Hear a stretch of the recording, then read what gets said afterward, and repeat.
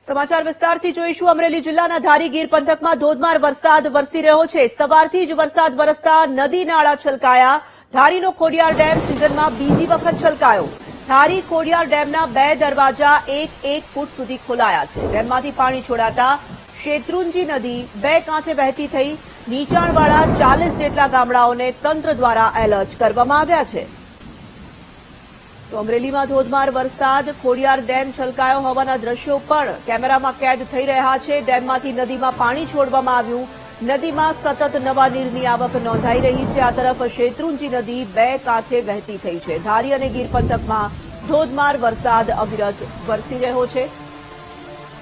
તો અમરેલીના આ દ્રશ્યો આપ જોઈ શકો છો। ડેમમાંથી પાણી છોડવામાં આવ્યું ત્યારના દ્રશ્યો છે। શેત્રુંજી નદીના દ્રશ્યો સામે આવી રહ્યા છે। નદી હાલ તો 2 કાંઠે વહી રહી છે।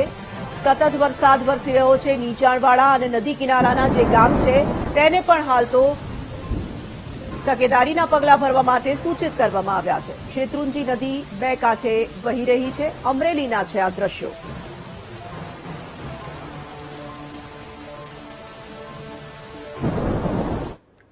મહીસાગર જિલ્લામાં